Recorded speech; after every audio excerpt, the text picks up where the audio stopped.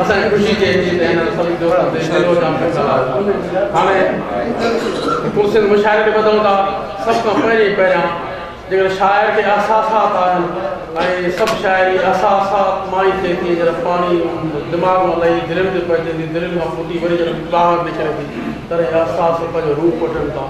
that को create थियनि था उन थाटनि क्रिएट करण लाइ पहिरियां उन ई नाले के एहसास मीरल के गुज़ारिश कंदुसि त अची पंहिंजो कलाम पेश करे एहसास मीरल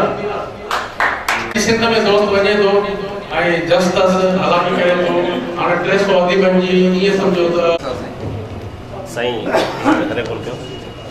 बाबा माई करायो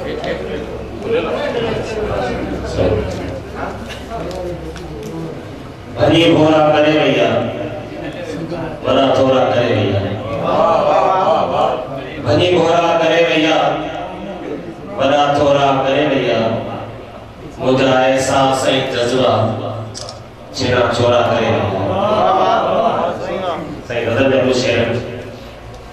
अक्सर उनजा आरसी में गुम थिया अक्सर उनजा आरसी में गुम थिया हौसला मुझा दरिए में गुम थिया अक्सर उनजा आरसी में गुम थिया हौसला मुझा दरिए में गुम थिया ऐं जिन दुनिया में पाण खे समझो खुदा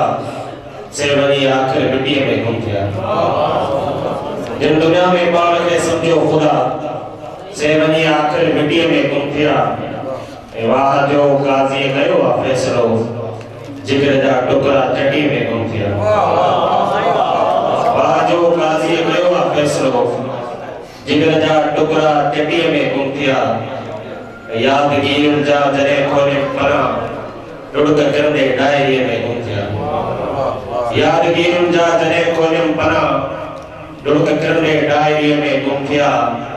ऐं माउ जीजन जा सुकून आराम सब पुट जी आवारगी में गुम थिया माउ जीजन जा सुकून आराम सब पुट जी आवारगी में गुम थिया ऐं दिल जी चोरी जा जरे पेरा थियम तो जनेरन जी घिटी में गुम थिया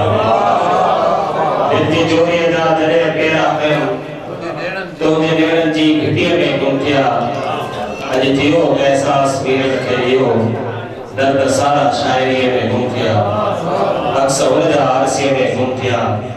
हौसला मुझा दरिए में गुम थिया